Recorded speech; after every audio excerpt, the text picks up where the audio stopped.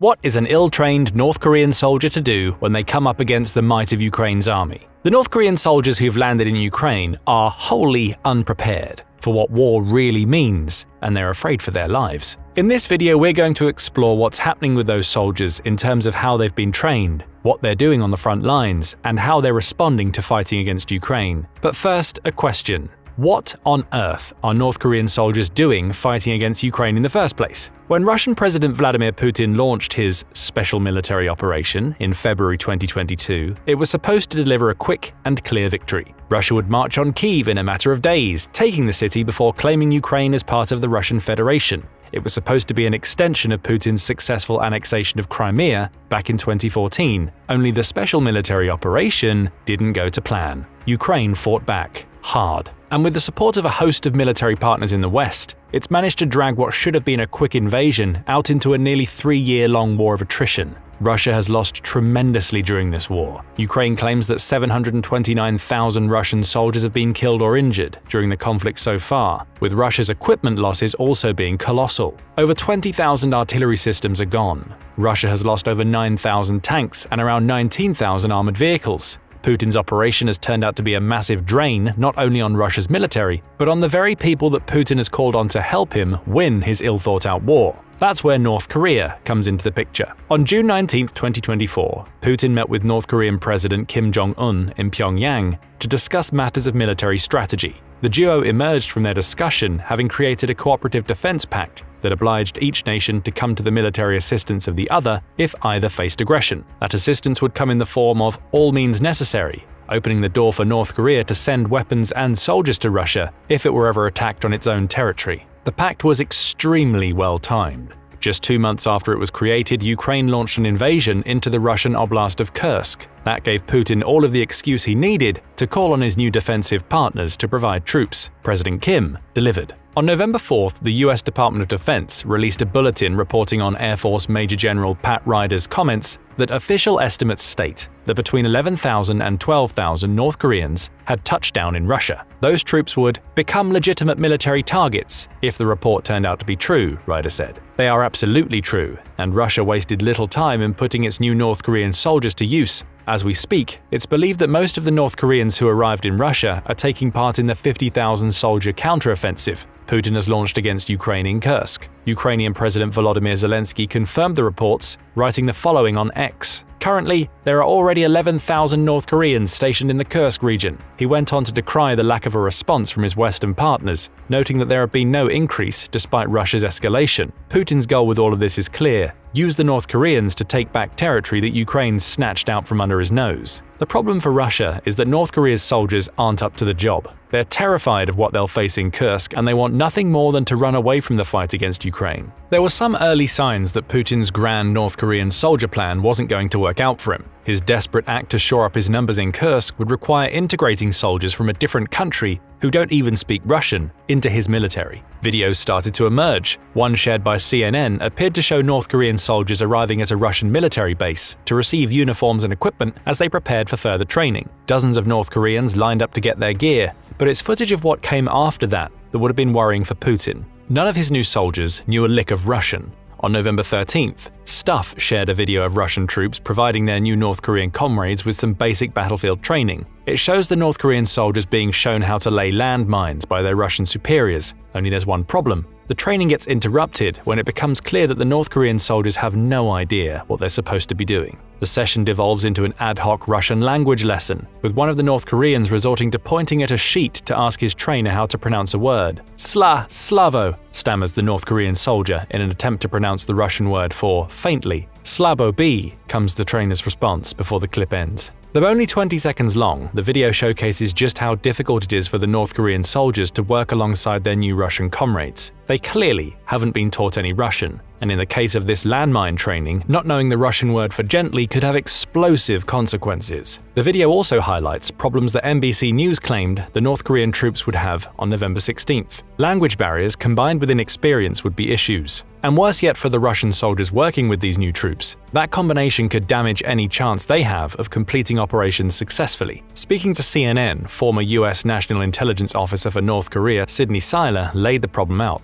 The average Russian soldier is going to say, "What are you doing here? I'm having to hold their hand. I'm tripping over their bodies." What does any of this have to do with North Koreans being terrified of Ukraine? Imagine you're a North Korean soldier. You've trained your entire career under one regime, with all your knowledge revolving around how that regime fights. Suddenly you're plucked out of the military you've always known and placed into a completely different army. You don't know the language, you haven't been taught how to use the weapons that the new army uses, and you have less than a month to learn before you're forced onto the front lines to face battle-hardened Ukrainians who know exactly how to kill you. As funny as it may be to watch North Koreans struggling to learn Russian and fumbling over landmines, these types of breakdowns in communication are going to be common within Putin's Kursk counteroffensive, and they'll reveal what North Korean soldiers are really there to do: act as cannon fodder to soak up Ukrainian ammunition so that the Russian troops have a better chance of taking Kursk. That's terrifying for any North Korean soldier. Each soldier will know that they're poorly trained and nowhere near ready to take on the task at hand. And that should be an early sign to Putin that his new soldiers aren't going to do the job he needs from them.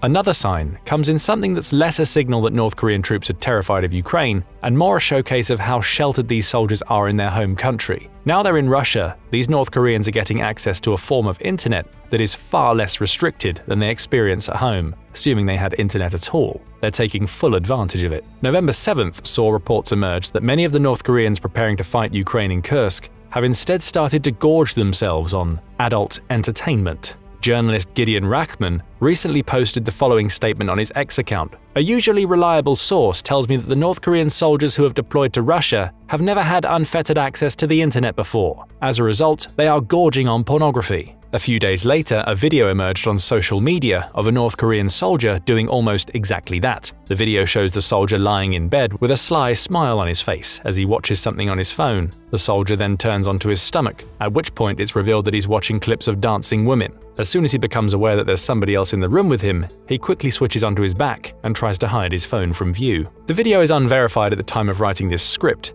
but it appears to support Rachman's claims that the North Korean soldiers are taking advantage of a new freedom they likely never expected to have. But again, the question is obvious. What does this have to do with being terrified of Ukraine? It's a demonstration of just how sheltered the lives of these North Korean soldiers have been so far. That sheltering is humorous in the context of soldiers watching videos of dancing girls on their phones, sure. But such clips also hint at soldiers who've never had any experience of the world outside of North Korea. They've never been to war. They've never actively fought against people who are trying to kill them. The very same sheltered existence that leads them to gaze at adult entertainment on their smartphones is the very existence that leaves them wholly unprepared for a real fight. They've never been trained for anything outside of doing what Kim Jong-Un tells them to do.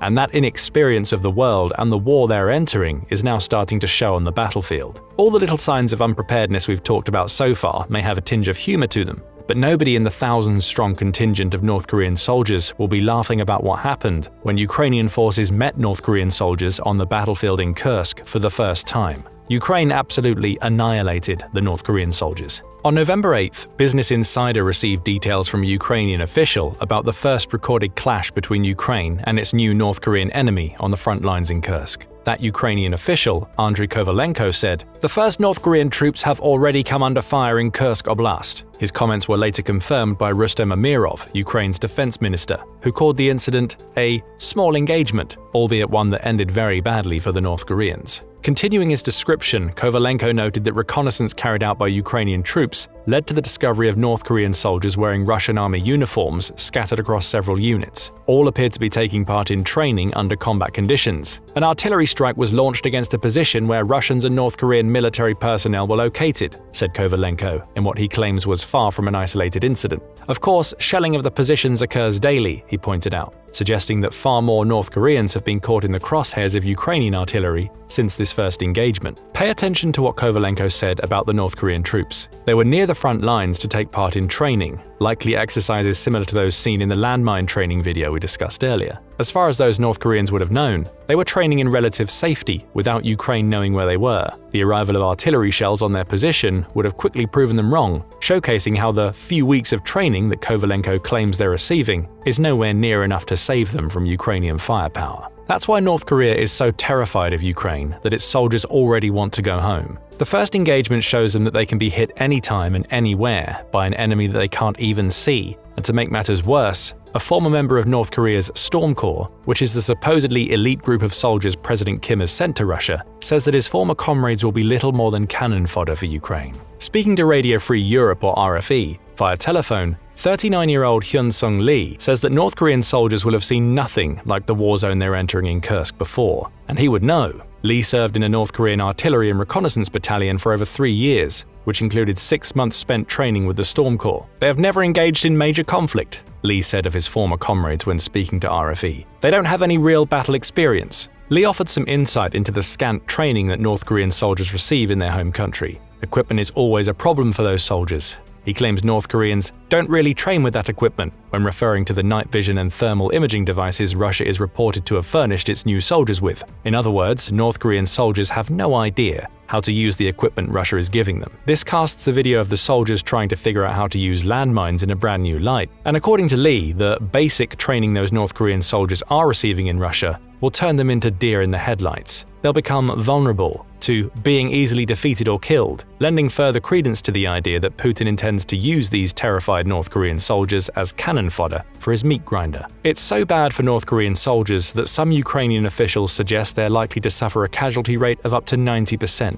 If 12,000 North Korean soldiers have truly arrived in Russia, that means 10,800 of them are either never making it back home or will go home with horrific injuries. Lee says, "I would say that could be an accurate assessment when presented with the 90% figure. The North Korean soldiers are not well trained, and it's a very unfamiliar environment for them. Most have never been on foreign soil before, and they certainly haven't had to deal with a slew of missiles and drones that they're going to face when fighting against Ukraine in Putin's Kursk counteroffensive." To punctuate his point, Lee says that North Korea last sent soldiers to fight abroad during the Vietnam War. That was over half a century ago. Here's something you may not have anticipated. Do you remember the funny little story about the North Korean soldiers taking full advantage of unfettered internet access to watch adult entertainment? What happens if some of those soldiers start coming across information like what Lee offers to RFE? What will they think if they find out that military experts are saying that only 1 out of every 10 of them has a chance of leaving the Ukraine war unscathed? That sort of information will only add to the fears they're already feeling. They don't know how to use the equipment Russia has given them. They can barely communicate with their new comrades, which means coordinating on the battlefield will be incredibly difficult. And as Ukraine showed during its first artillery strike against North Korean soldiers, the enemy can hurt these soldiers when they least expect it. The North Koreans have never faced anything like what they're stepping into in Kursk. And it gets even worse for these soldiers. South Korea suggests that Russia is likely to pay each North Korean soldier $2,000 per month for their service. That seems like a major boon in a country where labor laws stipulate that workers must be paid a minimum of $50 per month. These North Korean soldiers might have thought that they were walking into a gold mine if they could make it through Kursk alive, but that isn't the case either. They won't be compensated, Lee tells RFE. Their parents and family won't be compensated either, claims the former soldier, as he points out that most of the money North Korean troops would have earned will end up in the state's pocket. So the North Korean soldiers don't only have to face up to the prospect that they're trying to fight with unfamiliar equipment in a foreign country against an enemy that's more than capable of killing 90% of them, they also don't even have the chance to make better lives for themselves on the back end. Those who survive will go back to the same lives they've always led, while watching their leader get richer thanks to this new influx of Russian money. That situation will do terrible things for North Korean morale. Add on to all of this the propaganda Ukraine has been sending the soldiers' way. Messages to flee before they are killed are being piped in thick and fast to the North Korean soldiers. Kim believes that many North Koreans in Kursk are going to weigh up their options and come to a simple conclusion: they need to defect. The former soldier believes it's highly likely that many of the North Korean soldiers will defect rather than face the rage of the Ukrainian war machine, and he's been proven right. Desertions have already started happening as Putin launches his counteroffensive. The Kyiv Independent ran a story on October report by Suspilna that suggested that 18 North Korean soldiers had deserted their posts in the Kursk and Bryansk oblasts. The soldiers were apparently stationed within 4 miles of the Ukrainian border, with the motives behind the desertions being unclear. If what we've talked about so far is anything to go by, we can conclude that abject terror lay behind each soldier's decision. The Kyiv Independent says that the Russian commanders attempted to conceal the desertions from their higher-ups, suggesting that the news would be exceptionally embarrassing for Putin and Kim. South Korean news outlet the Hankyoreh offered more details in an October 22nd report. It claims that the North Korean soldiers were simply left in a forest without food or instructions from their Russian commanders for days on end. On the verge of starving while facing up to the prospect of fighting Ukraine, they ran in the hope that they could survive. The outlet also claims that the North Korean soldiers were tracked down several days after deserting, having made it over 37 miles away from their original stations. We don't know what happened to them after being captured. However, an October 24th Business Insider report may offer some hints. It claims that any North Koreans who have been sent to Russia will face harsh measures if they attempt to run away. North Korean defense expert Joseph S. Bermudez Jr., who works for the Center for International and Strategic Studies, claims that North Korea will already have these soldiers on a tight leash. That includes constant oversight by officials from the Working Party of Korea who will file reports on everybody back to the ruling party back home. Are they drinking too much? Are they trying to acquire goods that they can't get in North Korea and send them home? These are all things the officials will look out for, claims Bermudez. And there are even harsher measures in place for would-be deserters. North Korean specialist at RAND, Bruce W. Bennett, says North Korea believes in generational punishment. When the country sends diplomats and similar professionals overseas, they're seldom allowed to bring all of their family with them. It's very typical for the Kims to insist that at least one member of any family operating overseas remain in Pyongyang as a hostage. Think about what that means for the North Koreans in Russia right now. They've been sent to a foreign country without any of their family to support them, and they know that those they have back home are under constant surveillance. One wrong move, one slip-up, could be enough to cause the authorities to punish the people they love the most. And that only shows us how desperate the North Korean deserters are. So terrified are they of what they face in their fight against Ukraine that they're willing to flee regardless of what happens to their families back home. They're stuck between a rock and a hard place. Either fight and likely die as Putin throws them at Ukrainian fortifications in Kursk with barely any training and no understanding of the weapons they'll face, or they run, condemning their families on the one-off chance they'll be able to escape the fate that awaits them in Kursk. It's a fate most wouldn't wish on their worst enemies. Speaking of the North Korean families, Voice of America, or VOA, delivers a coda for the terrifying conditions under which the country's soldiers are forced to operate. It says that several North Koreans believe that the country's rulers may not be holding soldiers' families members hostage at all. Instead, North Korea may be keeping the fact that it's sending soldiers into Ukraine a complete secret from the country's population, including the family members of soldiers. Kim Jong-Un, a defector who was a first lieutenant in the North Korean People's Army, says, "North Korean mothers who sent their children to Russia must feel unimaginable pain, and those mothers can't express their pain. They cannot even cry as hard as you want at home because there are no soundproof walls between houses." The terror for the North Korean soldiers deepens. Many won't even know if their families have been told where they've gone. They'll be trying to fight in Kursk, knowing that none of the money they've been paid is going to stay with them. All the while, they'll fear that members of their families have been kidnapped to ensure they don't desert. Or if VOA is right, they'll be kept up at night knowing that their loved ones don't even know where they've gone, and there's nobody to fight their corners back home. How could there be? The state will crack down on any of their family members who express even the slightest hints of anguish. That constant anguish and anxiety only adds to the fear instilled in them by the prospect of war. These are soldiers who are poorly trained, who have no experience of real-world fights, and have already seen some of their comrades killed by Ukrainian artillery. The situation isn't going to get any better for these soldiers. They'll either die within the rubble of Kursk or return to a home country that doesn't care for them. No wonder so many of the 11,000 to 12,000 just want to go back home. What would you do in this situation? Run and potentially put the lives of your family at risk? Or face the terror that awaits you in Kursk as you fight alongside a supposed ally that sees you as a hindrance? Putin has done the unthinkable. After spending most of his special military operation decrying the very possibility that other countries might enter Ukraine to support his enemy, he's turned around and done exactly the same thing. The US Department of Defense says there are now between 11,000 and 12,000 North Korean soldiers inside Russia. Most of those are part of the 50,000-strong counteroffensive Russia has launched in Kursk, marking the point where the Ukraine war became truly international. This isn't Russia versus Ukraine anymore. It's Ukraine taking on Russia and North Korea. Putin, your hypocrisy is showing. Still, Ukraine hasn't cowered away from the prospect of facing off against soldiers from two countries at once. Far from it. Ukraine has a plan to deal with the North Koreans, a plan to hit them where it hurts and obliterate any chance North Korea has of aiding Russia as Putin tries to take over Ukraine. Phase 1 of that plan is complete. Ukraine just scored a pair of major victories against the North Korean forces by taking out crucial ammo stockpiles that were supposed to keep those soldiers stocked up as they fought against Ukraine. In this video, we're going to share all of the details of Ukraine's latest brave moves and what they'll mean for Putin's special military operation moving forward. We start with a question. Just what has Ukraine done to devastate the North Korean forces? Business Insider offers some details. On October 9, 2024, it reported that Ukraine had conducted a successful strike on a huge Russian ammunition depot located in the western Bryansk region. If Bryansk sounds familiar, it's because the region neighbors Kursk, some of which Ukraine has occupied since its successful August 6th invasion of Russian territory. Like Kursk, Bryansk is a potential target for a Ukrainian cross-border incursion. It's also a vital region for Putin. He needs to keep Bryansk under Russian control to enable his counteroffensive in Kursk and to provide his own troops with another route into Ukraine. But back to the Ukrainian strike. Business Insider says that Ukraine claimed to have caused significant fire damage at an ammunition depot in Bryansk. It's believed that the depot was home to Russian missiles and artillery shells. Crucially,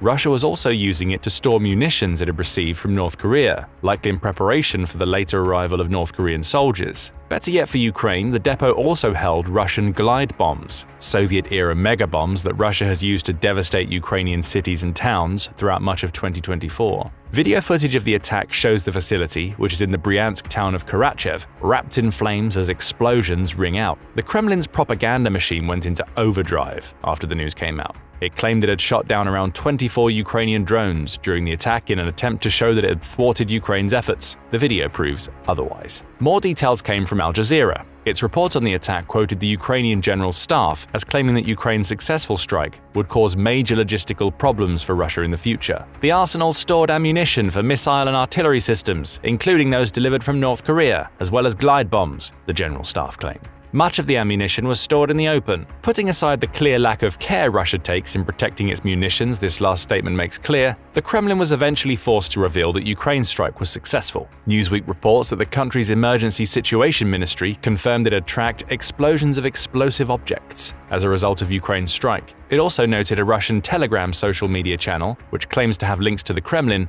as stating that residents in Karachev saw fire and explosions of ammunition. Russia couldn't hide away from the successful strike once that information started leaking out. Ukraine had just hit it hard. In an instant, it had destroyed a valuable ammunition depot in a direct attack against Russia and North Korea. A Kyiv Post article published in the wake of the strike offers more details. It says Ukraine's target was the 67th GRAU arsenal, with GRAU standing for Main Missile and Artillery Directorate. The depot was approximately 70.8 miles away from the border, meaning Ukraine had come up with a way to strike Russian territory without any of its troops physically crossing the border. Drones were the answer. Ukraine filled the skies with drones that devastated the ammo depot, and having established the success of that approach, it prepared to do it all over again a little under a month later. Drones were the weapon of choice once again, when Ukraine followed up its October strike with a secondary attack, hitting another of Bryansk's ammunition depots. This strike was carried out using drone units that attacked the 1060th Material and Technical Support Center, with the specific target being Russia's 120th arsenal of its Main Missile and Artillery Directorate.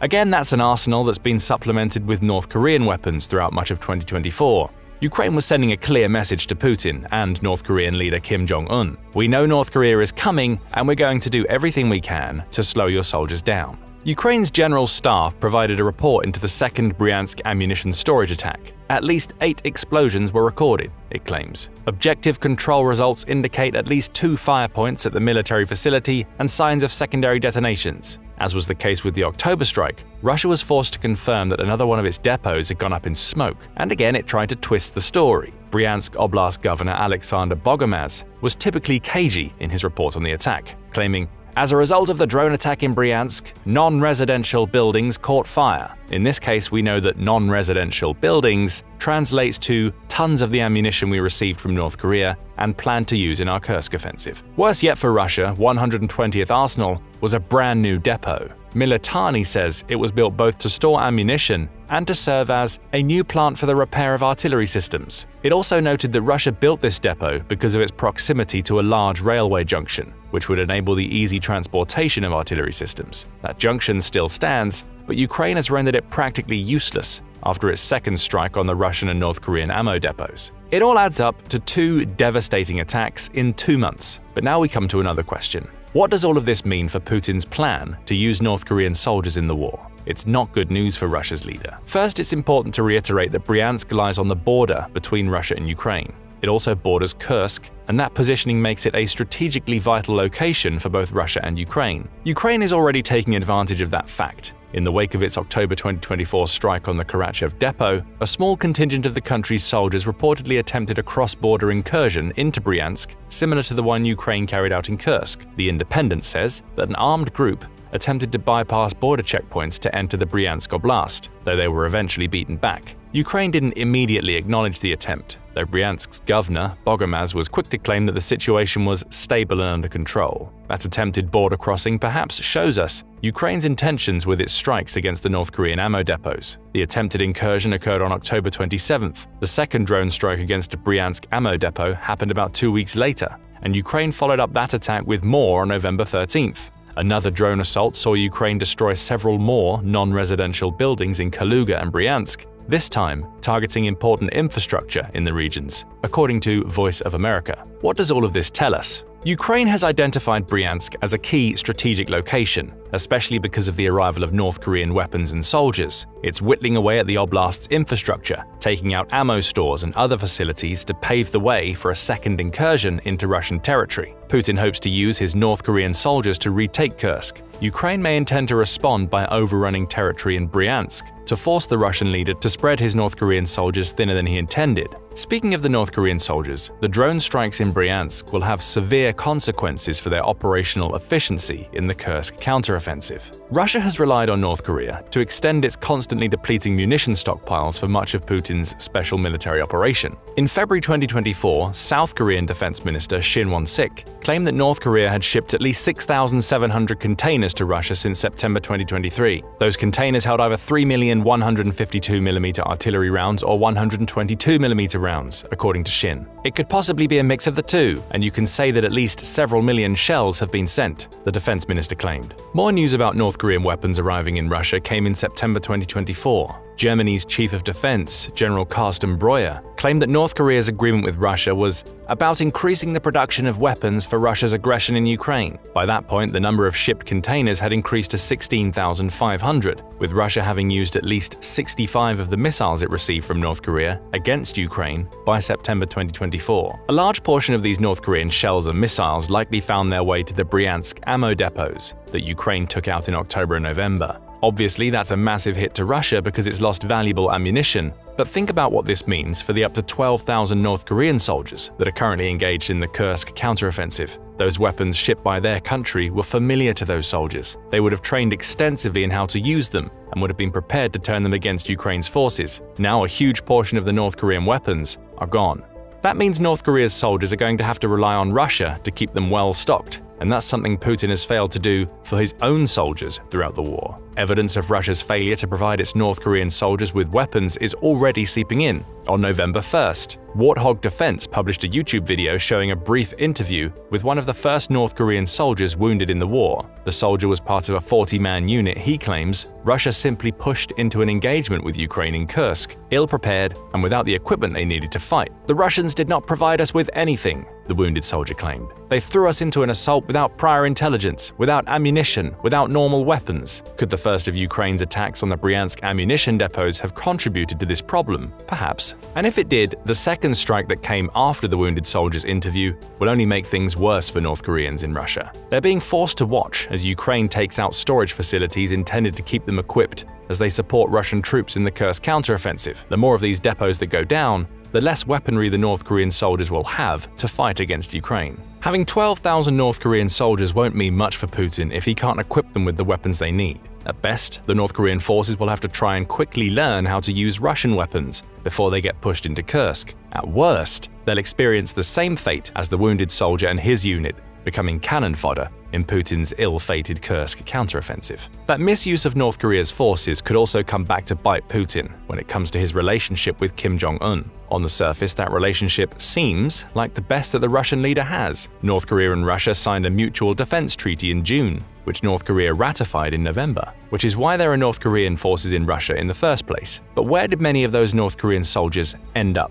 Bryansk. At least that's according to the Senior YouTube channel. In its report on the November 9th drone attack on a Bryansk ammo depot, the channel points out that many North Korean soldiers were in the oblast for training. They were supposed to be there, behind the front lines, to learn about Russian military strategy and became familiar with the Kremlin's goals. Instead, they had to watch their own ammunition stores get blown to pieces as Russia's antiquated air defenses failed to stop a rampant drone attack. What do you think that will do to North Korean morale? We may already have some answers to that question. If the wounded soldier mentioned earlier is correct, Russia intends to use its 12,000 North Korean soldiers as simply more bodies to send into Putin's meat grinder. With that and fewer weapons now at their disposal, some North Korean troops are already doing something that Putin would never have expected: running away. On October 15th, just 6 days after Ukraine's first Bryansk depot strike, the Kyiv Independent reported that at least 18 North Korean soldiers had already deserted their positions. Those 18 were spread across the Kursk and Bryansk oblasts. It's not outside the realms of possibility that the North Korean deserters stationed in Bryansk would have seen the first Bryansk strike and decided to get out of Dodge. As for those in Kursk, maybe they saw that Russia intended to send them into a fight they couldn't possibly win, just as it did to the 40-man unit of which the wounded soldier mentioned earlier was the only survivor. So they ran away as well. What will President Kim think as this news filters in? He's watching Putin misuse his soldiers, sending some into Kursk without the equipment they need, and he's being humiliated on the world stage by news that his troops are deserting. So far, all Kim's cooperative defense pact with Russia seems to be delivering is death to his own people. Will North Korea's leader care? Perhaps not about the people themselves, but he may see such massive losses of his soldiers and ammunition as evidence that Putin isn't strong enough to win against Ukraine. Therein lies perhaps the most important aspect of Ukraine's strikes in Bryansk. Even if they didn't target North Korean troops directly, they've sapped morale enormously. Russia's new soldiers no longer have access to the weapon stores they likely relied upon to give them at least some sense of familiarity while fighting on Russian soil. Some will be weaponless, many will be poorly trained, and the odds are that we'll even see more news of North Korean desertions as Putin's counter-offensive in Kursk proceeds. Ukraine has scored a massive moral victory with its 2 Bryansk strikes. It's now demoralized the North Korean soldiers to the point where they will simply not want to take part in Putin's Kursk counteroffensive. They'll be forced to do so, which means they'll be fighting solely to survive, rather than because they believe in Russia's cause. Ukraine has also shown that it's not going to back down in the face of enormous odds. Where Putin may have been relying on the 12,000 North Korean soldiers to provide the manpower he'd need to make Ukraine submit and leave Kursk, Ukraine has intelligently taken out several key pieces of infrastructure those soldiers will need. Ammo depots are gone, the North Korean forces are weakened. Only time will tell if all of this is enough to help Ukraine maintain the territory it's taken in Kursk, as well as if the damage it's done opens up the possibility of a secondary incursion into Bryansk. If nothing else, Ukraine has shown that Russia no longer trusts that it's capable of defeating Ukraine on its own. And demoralized North Korean troops who no longer have access to weapons and ammunition that their own country sent isn't going to change that. But what do you think about Ukraine's Bryansk drone strikes? Are they as damaging to the North Korean forces as they seem? How do you think Putin's approach to retaking Kursk will affect his relationship with Kim Jong-Un? Russia needs help. After close to 34 months of the special military operation in Ukraine, a desperate Russia has decided to call upon its alliances directly to try and make some headway in a war that has them stymied. No, not China, though the Asian nation has been practically invaluable for Putin, helping him bypass the economic sanctions imposed by most of the Western world and allowing his war machine to keep its lights on as the war raged on. We're talking about the secretive but volatile nation of North Korea. In coming to the aid of one of its few international partners, North Korea has directly answered their call by sending over 10,000 of its troops to Kursk, the site of Russia's biggest defeat during the war. But while the North Korean government is expecting to gain much prestige and valuable military experience by sending its troops into an active war zone, the soldiers themselves are unlikely to receive any gratitude for those actions. In fact, they'll be lucky to even be acknowledged for their effort. You see, the North Korean troops that are believed to be stationed in Kursk are unlikely to be that valuable to Russia. Even worse, Ukrainian intelligence suggests that a vast majority of these troops are expected to only receive a few months of training and die during the war, accomplishing practically nothing for either Russia or North Korea in the meantime. In fact, it could be said that the fate of the North Korean soldiers who are transported to Kursk is even more grim than that of North Korean prisoners in the country's labor camps. To get a sense of the scale of North Korean labor camps or prisons and the conditions inside, we can take a look at extensive reports made by the United Nations. The reports were made by collaborating stories from eyewitness accounts and interviews with former prisoners who were lucky enough to survive the ordeal and be set free, or escape the prisons altogether, and then managed to flee North Korea entirely. The most recent such report came from July 2024, which was compiled with 183 interviews between 2015 and 2023. This means that just around 23 people per year managed to escape the labor camps in North Korea. Of course, it's highly likely that the actual number of people who survive the camps themselves is higher, as we have no reliable metrics on the number of prisoners held in the camps, their full capacities, or other relevant figures. However, the interviews that the UN did manage to conduct with the relatively few survivors paints a disgustingly grim picture of the conditions found in the camps. The UN Human Rights Chief Volker Turk commented that the prisoners are forced to work in intolerable conditions, often in dangerous sectors with the absence of pay, free choice, ability to leave, protection, medical care, time off, food and shelter. They are placed under constant surveillance, regularly beaten, while women are exposed to continuing risks of sexual violence. The treatment of the prisoners could be described as separated into 6 different categories: labor detention, i.e. forced labor in the camp; mandatory and compulsory jobs assigned by the state government, which often withheld any pay; military conscription; shock brigade service; mobilized work within the state; and mobilized work abroad. While the UN report outlines the various differences between these types of work, such as the exact minutiae of how the work is performed and how each prisoner can be filled in to a specific role, all of these 6 categories have more things in common than not. For example, the reports indicated that practically every instance of forced labor, whether it was in a camp or on site, was predicated on the fact that the laborers would be subjected to extremely harsh conditions,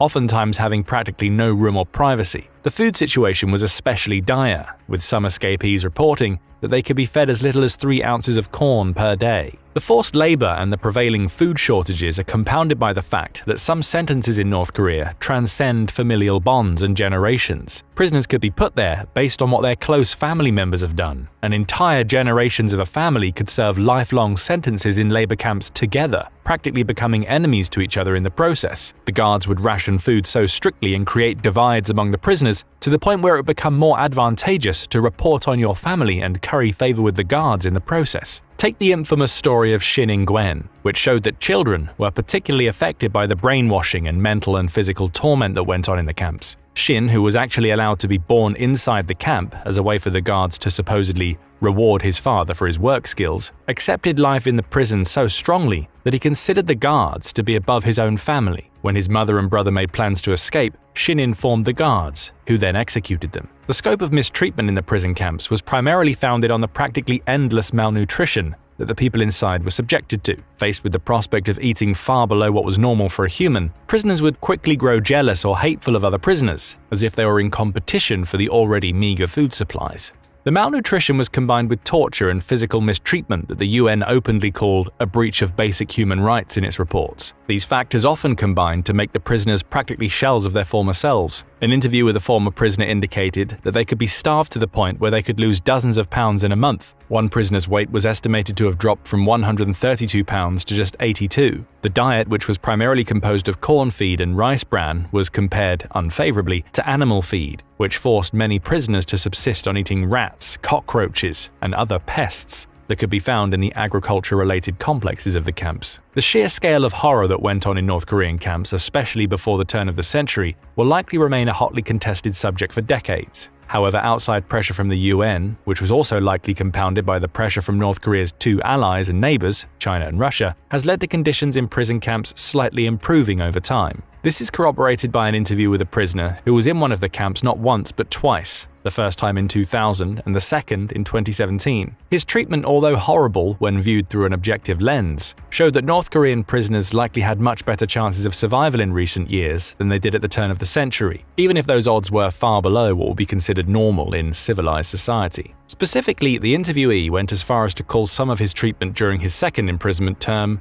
a no-stress environment. This goes in line with the continuous mental and physical abuse leading to prisoners normalizing and acclimating to their captors' behavior. In essence, when they were deprived of so much, even smaller mercies, such as being given blankets during winter, which saw temperatures drop to -10 degrees Fahrenheit in North Korea, were seen as significant improvements in their well-being, if you stretch the meaning of the phrase well-being to its limits. As mentioned, work camps aren't the only way North Korea imposes forced labor. Mandatory military service in the country can be a grueling prospect for the citizens as well. The state mandate requires every man to serve for 8 years and every woman to serve for 5 years. This is even an improvement from the previous requirements, which were a decade for men and 7 years for women. The astronomical mandatory military service duration, which applied to the vast majority of the population, has led to North Korea having one of the largest militaries in the world, with 1.32 million active service personnel. Let's compare this number to the military power of the strongest nations in the world. China has roughly 2 million active troops, India has around 1.4 million active soldiers, and the US has slightly over 1.32 million. But the actual total population puts things into a much different perspective. China and India have over 1.4 billion people, and the US has around 330 million residents. North Korea, in comparison, has only 26 million people. This means that North Korea is arguably one of the most militarized nations in the world. Due to the lengthy mandatory military service requirements,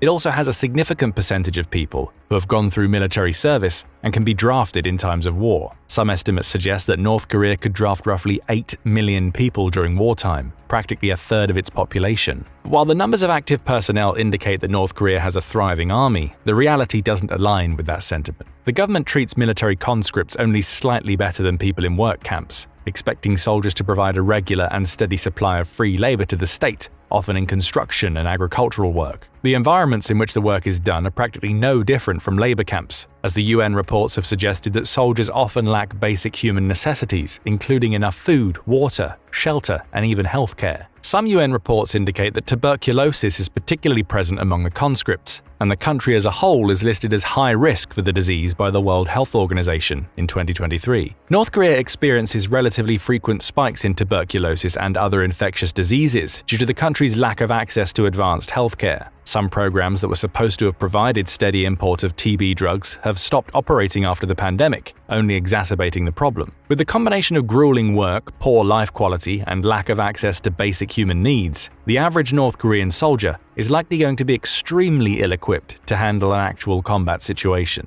And this is not even counting the fact the country has practically no modern training capabilities. The last time North Korea was in active conflict was in 1953, when the Korean War stopped and the Korean demilitarized zone was drawn up by the two inheritor countries and their allies. Since then, North Korea's army has practically been raised by the equipment, methodology, and ideology of the Soviet Union, a country that ceased to exist in 1991. In fact, most of North Korea's military equipment stems from Soviet times, including their meager supplies of tanks, aircraft, infantry support vehicles, and artillery. These vehicles have likely been maintained and perhaps even slightly upgraded from their baseline designs when they were imported from the Soviet Union. However, that still leaves most of North Korea's military equipment arsenal at 40 to 80 years old, putting it considerably behind modern militaries or even those of developing countries. The combination of old vehicles and lack of actual combat experience means that new North Korean troops are at the mercy of whatever training the government can scrounge up from its two neighboring allies. And considering that both Russia and China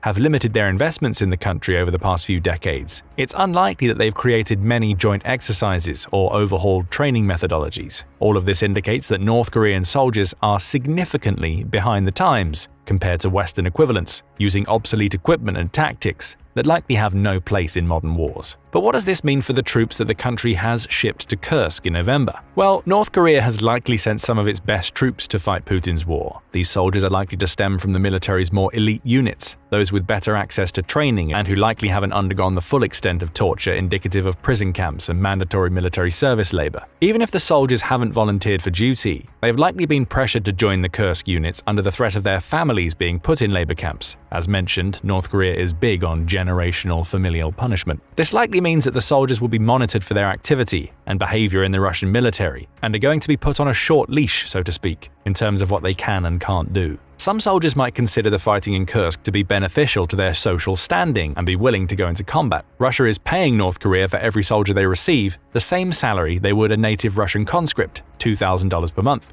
which is likely hundreds of times over the average North Korean wage. Even if the North Korean government keeps 90% of the earnings the soldiers make, that's still a sizable chunk of money that might go to the soldiers' families back home. In some cases, even their death would bring the family significant social standing and glory in North Korea, which could indicate that North Korea might even start sending more soldiers in the long run. But regardless of the circumstances that brought the North Korean soldiers to Kursk and the potential benefits they could reap from the situation, they're still going to face potentially insurmountable problems when fighting against Ukraine. First off, there's the fact that North Korean soldiers likely don't speak Russian at all. Ukrainian intelligence has caught communication between Russian soldiers that indicates that the Russian natives simply don't know what to do with their North Korean allies when the latter are unable to comprehend more than the bare minimum of both verbal and non-verbal commands. The same report suggests that North Korea will use senior officers or dedicated translators to act as go-betweens, but this is unlikely to have a significant result on unit cohesion and cooperation. When push comes to shove, it's possible that Russian soldiers would likely give their North Korean colleagues commands that would actively put them in harm's way and have them act as decoys or bait. It could lead to mixed Russian-North Korean units having desperately low survival rates, especially for North Korean soldiers. Secondly, there's the matter of a lack of training. Reports from the front indicate that Ukraine still hasn't faced large numbers of North Korean troops in Kursk, suggesting that Russia is still somewhat willing to prepare them for the inevitable onslaught.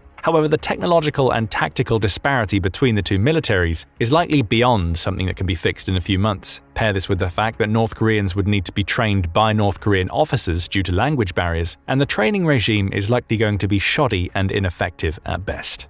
In particular, North Korean troops will have the hardest time dealing with the emergent tactics that have been developed and perhaps even perfected during the war in Ukraine. Drone warfare. The Ukrainian military has started using drones in every type of military altercation, from short-range infantry-based tactics to mid-range artillery barrages to long-range targeted strikes deep into Russian territory. The extent, scale, and variety of drones that Ukraine uses have allowed the country to practically bypass the need for a large navy and air force. In fact, the Russian Black Sea Fleet was forced to retreat to Crimea in November 2022, in part due to newly developed sea-deployed kamikaze drones. Even worse, Ukraine has combined multiple types of drones into entire units, utilizing long-range drones as eyes in the sky and remote relays for short-range first-person view drones. This means that Ukraine can devastate Russian infantry with negligible risk and repercussions to its own army, significantly altering the terms of engagement in its favor. The North Korean military simply isn't ready or trained to fight in a war of this scale and technological dependency. The soldiers, who are unlikely to be even properly trained in infantry-based tactics,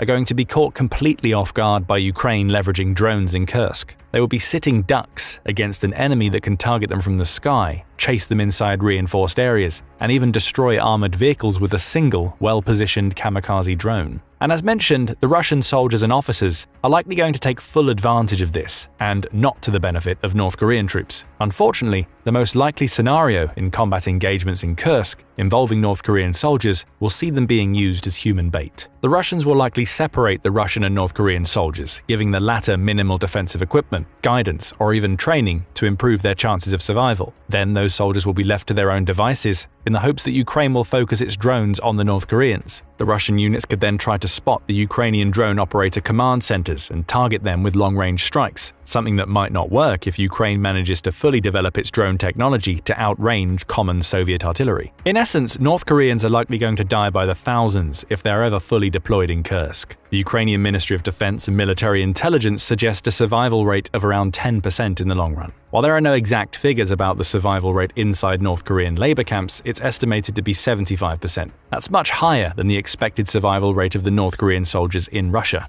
With Russia steadily losing more and more soldiers, it's likely a matter of when, rather than if, North Koreans will be forcibly deployed en masse. Ukraine claims it's mowing down Russian troops at a rate of over 1,300 per day, which is an increase from the Russian daily casualties during the disastrous summer campaign and the initial invasion of Kursk. At these rates, the first batch of 10,000 North Koreans that's stationed in Kursk might be decimated within a few months. And there's another possibility that could be equally harrowing for the North Korean troops. They might be used as construction and testing crews. With the mandatory military service requirements in North Korea already requiring construction work, this could lead to Russia utilizing those soldiers to dig trenches and reinforce front lines. This could lead to a significant drop in earning potential, prestige, or even access to facilities that the Russian military provides to its soldiers. In short, the North Korean troops would be treated worse than Russia's own conscripts, who were left by themselves on their posts in Kursk and surrendered when the first wave of Ukrainian soldiers came their way. If that repeats, the North Korean soldiers could be treated much worse, not by Ukrainians who capture them, but by the North Korean government, who might consider them defectors and punish their families. Alternatively, the North Korean troops might just be used as shock troops for the Russian and North Korean military to test weapons or defensive systems, particularly in an attempt to counter Ukraine's drone advantages. This could mean that they might be actively used as disposable targets more than the native Russians. Putin would get more soldiers to use in his war against Ukraine, and North Korea would get valuable experience with modern tactics and equipment that it's undoubtedly receiving from Russia in return. All things considered, while some soldiers might think of their deployment to Russia as an honor, in reality, they are likely going to be treated more like cattle moved to slaughter, and Russia aims to fully recover the territory it lost in Kursk by the time the talk of peace agreements enters the picture. In that case, Putin will undoubtedly deploy the North Korean troops sooner rather than later. For many of those soldiers, their first encounter with the Ukrainian military will also be their last. But what do you think? Will North Korean troops actually make a difference in the war? China's patience with Russia is running out. With North Korean troops now on Russian soil, Beijing isn't happy, and this unexpected alliance could shake up the entire conflict in Ukraine.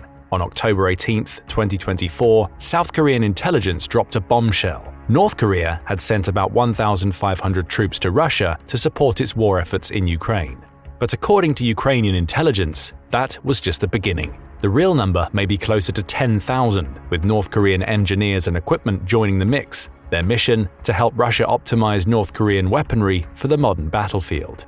While the West is already alarmed by these developments, China's reaction is equally surprising. As Russia's lifeline through sanctions, China has kept Putin's economy afloat and has quietly supported Moscow from the sidelines. But the idea of North Korean troops stationed so close to China's border could be pushing Beijing's loyalty to its limit.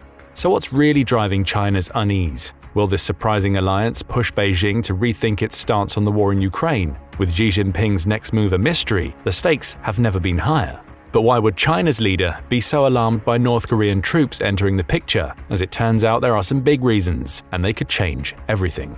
First, the reports of North Korean soldiers on Russian territory suggest that Russia is willing to call on other countries for direct military aid in the war. Russia justifies this action by implying that these soldiers would only be used to reinforce the Russian border, rather than being deployed to the front lines in Ukraine. That would be in line with the June Mutual Defense Agreement between the two nations. The agreement states that the countries are required to come to the other's aid when their territory is threatened. For Russia, this only became an issue in August 2024, when Ukraine launched its invasion of the Kursk region. This was a major morale boost for the Ukrainians and seen as a strategic victory at the time. It showed that they could present a real threat to Russia's own territory, even with only the limited supplies of advanced Western military equipment that they had been provided. The Kremlin's response to the Kursk invasion started off relatively muted, with what seemed to be little progress in reinforcing the region during the 3 weeks when Ukraine was pushing deeper into Russian territory. The counteroffensive only started in September, nearly a month after Ukraine pushed into the region. Since then, like in Donbass, they've been grimly, steadily grinding the Ukrainians back. By the time that reports of North Korean soldiers arriving on the Kursk front lines started surfacing, Russia had regained control of roughly half of the occupied territory in Kursk. With the slow progress in Kursk, it does make sense to deploy more troops to reinforce the border, both to prevent new incursions and to stop reinforcements arriving in Kursk. However, in the bigger picture of the war, Russia has pushed on with its offensive in Donbass throughout the Kursk incursion. So these troops that would supposedly be set up on the border probably wouldn't end up doing much. Even if Ukraine did try to snag another bit of Russian territory, that's not likely to be their focus in the near future. Ukraine needs its manpower most in the Donbass region, where the Russian forces are pushing ever deeper into Ukrainian territory at a speed not seen since the very beginning of the war. Additionally, Russia has been conscripting soldiers through mandatory military service for more than 30 months now. Even if that military service lasts only a year, recent estimates suggest that the Russian military has conscripted roughly 160,000 new soldiers every 6 months. That's a reserve of 300,000 troops. And according to Russian law, conscripts can't be deployed abroad. This means that Putin already has plenty of his own troops to reinforce Russia's borders. Unless those troops are not nearly as well trained as they should be. This is supported by interrogations of conscripts taken as prisoners of war in Kursk by the Ukrainian military. According to some recruits, they were given only a few weeks of basic training and then shipped to their posts. So the North Koreans should be better trained than Russian conscripts. After all, North Korea has an 8-year mandatory military service period for men and 5 for women. But there are a few issues with that assumption. Firstly, the troops from North Korea are unlikely to have been trained in modern combat tactics, including the long-range drone warfare that's become such a prominent feature of the ongoing war. That means that they are unlikely to fare much better than Russia's own conscripts in the grand scheme of the war. Secondly, there are doubts that North Korea would actually send their top troops to another country, regardless of any geopolitical pressure to defend Russia's territorial integrity. It's far more likely that the soldiers sent to Russia were meant to perform the same role as conscripts or fresh recruits in the Russian military so far, cannon fodder. So if the troops aren't going to make a significant difference, why is China not happy about them being there? Well, Putin's reasoning for calling these men to defend the Russian border doesn't really make sense logically. If they're only going to be called to defend the border, the West might decide to do the same thing in Ukraine. If NATO decided to send well-armed troops to Ukraine to honor the country's territorial integrity, this would have the same result as Putin's own moves. NATO and Ukraine, of course, don't have a signed mutual defense pact like Russia and North Korea do, so this would be a serious escalation. No doubt Putin would likely make more nuclear threats, but this would certainly be crossing yet another of the red lines that he has frequently drawn over the past 33 months. But if Putin decides that the soldiers from North Korea were not going to be stationed defensively, but used offensively inside Ukraine, then all bets would be off. With a third country officially joining the conflict, the special military operation would devolve into a war that could escalate through many countries and regions. We could see direct conflict between NATO and Russia, plus of course the North Koreans. If this were to happen, it would leave China with a difficult choice. China has had its own mutual defense pact with North Korea since 1961. If NATO attacked North Korea, it would be obliged to come to its allies' defense. If China doesn't join Russia in the expanded war, most experts believe Russia is pretty much bound to lose a non-nuclear conflict against the combined forces of NATO. If NATO were to conquer Russia, China would stand to lose out on the cheap Russian resources upon which it depends heavily. These include oil, gas, and other natural resources like drinking water, minerals, and timber, which all come from Siberia. The resource-starved industry and water-demanding population centers of northern China would plunge into crisis. But if, on the other hand, China does join the war, its economy might not be able to support the effort. The US holds control over the Strait of Malacca, through which most of the naval trade between China and Europe, Africa, and the Middle East must pass. If China entered the war, the US would likely be called upon to take control of the Far Eastern front of the conflict. Then, the war could propagate to include the other members of the Quad, Japan, Australia, and India. The US and its allies in the Indo-Pacific could in effect blockade China from accessing the Indian Ocean and might be able to block off other naval routes through the East China Sea. China would be left with land corridors only to trade with Central Asia and reach ports in the Middle East and Persian Gulf. There would be heavy sanctions and embargoes. Railroads and highways are quite easy targets for NATO. China's economy might quickly collapse, especially if the war dragged on.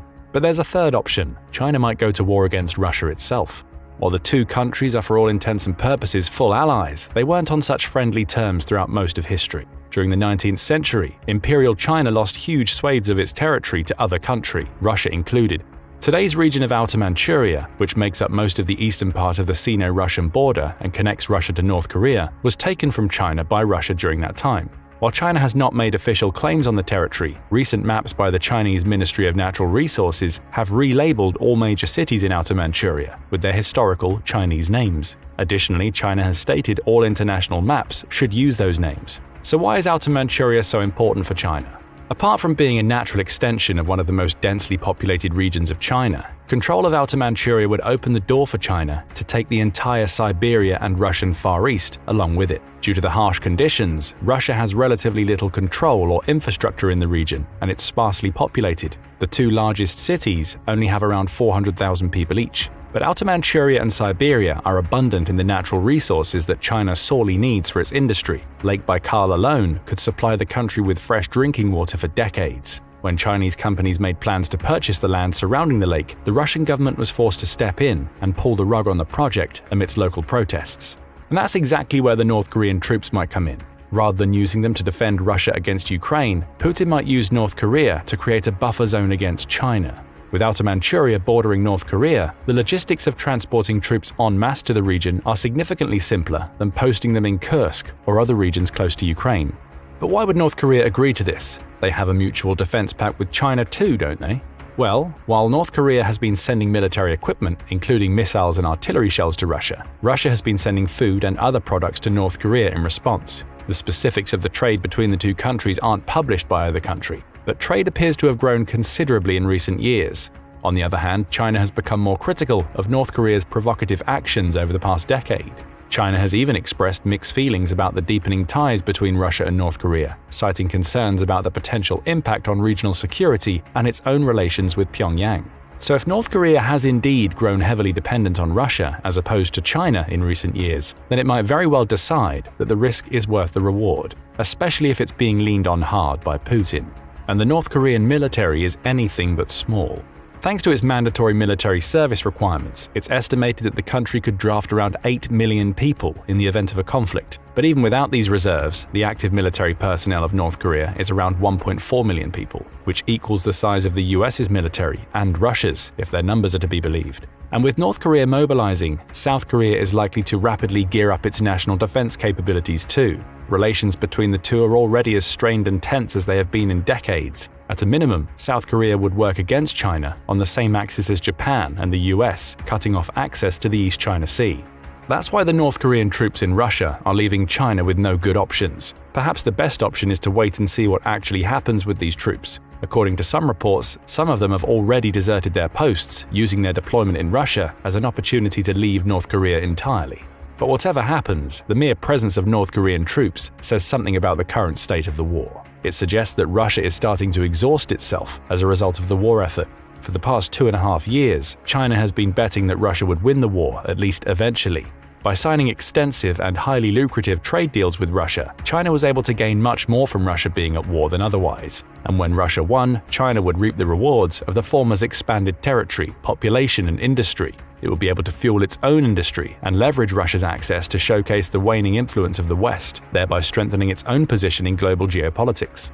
But if Russia loses the war, there's no telling what might happen with its government. The alliance between Russia and China appears to be built around the strong personal relationship between Xi and Putin and their regimes. If Putin loses the war in Ukraine, he might be forced out of office, and the next government might decide to, or be compelled to, pivot back towards the West. This would be a mortal blow to the so-called equal, orderly, multipolar world that China is trying to build with itself at the head of the table. In the end, China might be thinking that Russia is finally starting to crumble, both externally and internally. If it were to collapse, it might be able to swoop in, take Siberia and its resources, and profit greatly. But if North Korea keeps defending Russia, then that plan might go out of the window, and China would be forced to keep supporting a failing nation, and that's not something that China would have much incentive to do. But what do you think? Will China take an official stance on North Korea joining the war in Ukraine? What on earth are North Korean soldiers doing in Kursk, Russia? It's a baffling image. Soldiers from one of the world's most secretive regimes stationed thousands of miles away in Russia, in the middle of its war against Ukraine. But the explanation is as strange as the question, an alliance between Vladimir Putin and Kim Jong-Un that brings echoes of Cold War politics into the 21st century. So what's the deal? Is this about ideology, strategy, or something more desperate?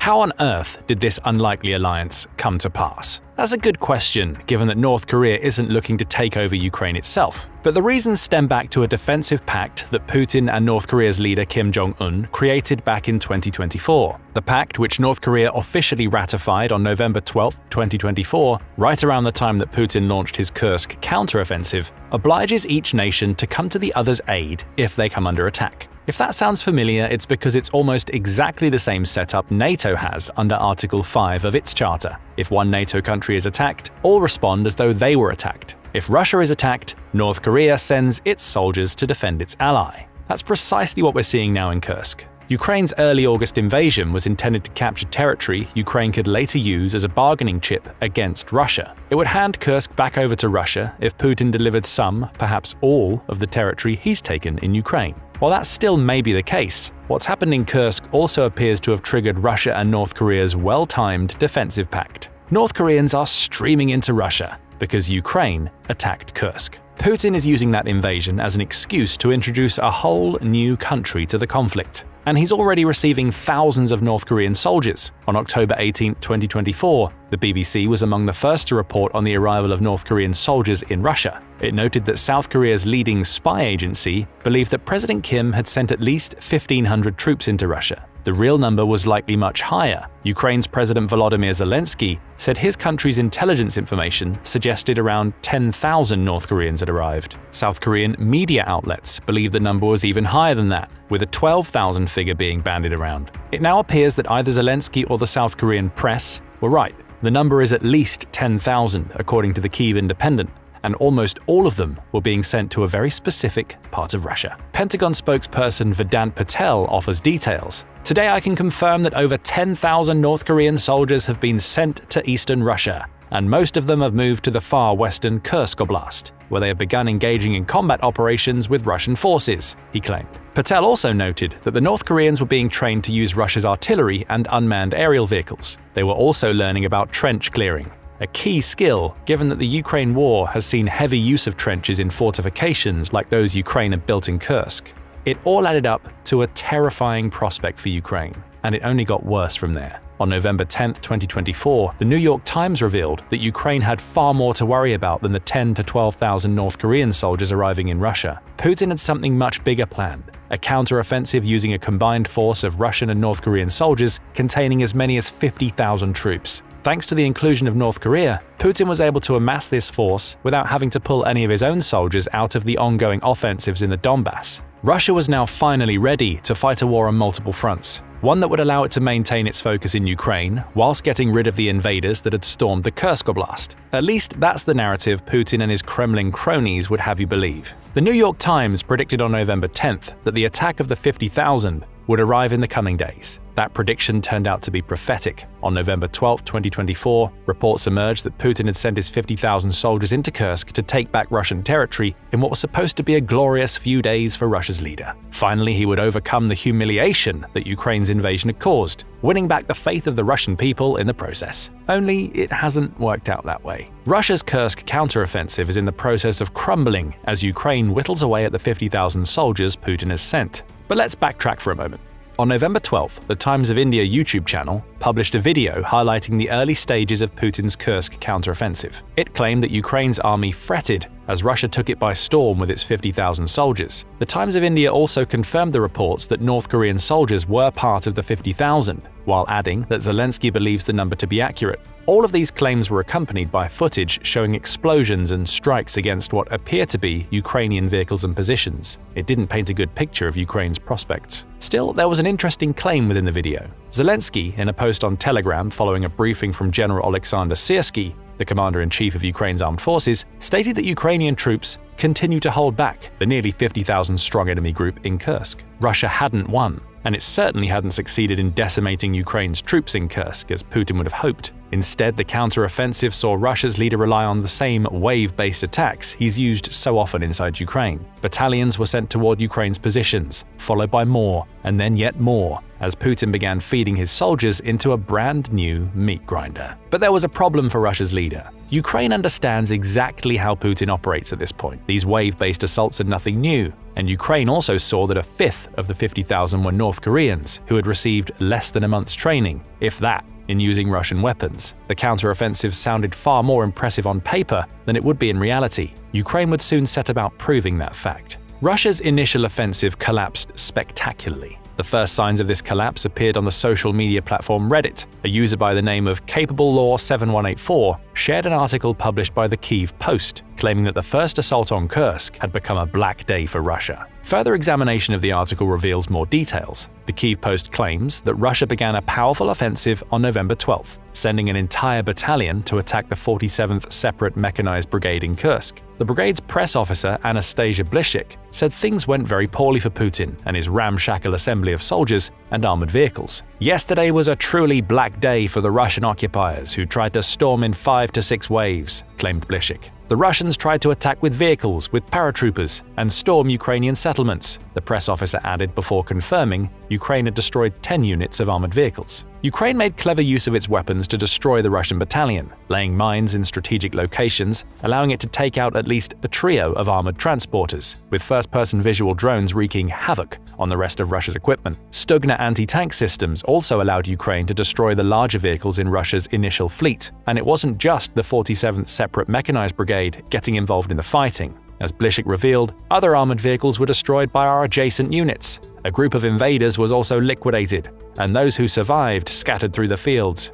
Liquidated is a terrifying term, but it appears accurate. Build analyst Yulian Ropka reveals that this initial counteroffensive in Kursk actually went on for 3 days, starting on November 9th. During that time, Ropka claims, Ukraine wiped out 28 armored vehicle units and a staggering 200 soldiers, who were either killed or wounded by Ukraine's drones and explosives. Ropka didn't mince words about what this means, calling it a catastrophe for Putin and his generals. Putin had sent his first joint contingent of Russian and North Korean soldiers into Kursk. That battalion contained just a few hundred of the 50,000 he had lying in wait. But it was destroyed. Ukraine eliminated those first few waves in a matter of days, while barely taking any casualties on its own side. It's a story that's repeated itself so many times during the war. Putin has the numbers, but his tactical ineptitude leads him to sending hundreds of soldiers to the slaughter for practically no gain. Hundreds will soon turn into thousands for the 50,000 soldiers Putin has amassed to retake Kursk. After the failed initial offensive, you might think that Putin would step back for a moment to lick his wounds and reconsider his approach. You'd be wrong. Russia's leader is nothing if not headstrong, and he's simply started sending even more soldiers into Kursk in hopes of dislodging Ukraine from its positions.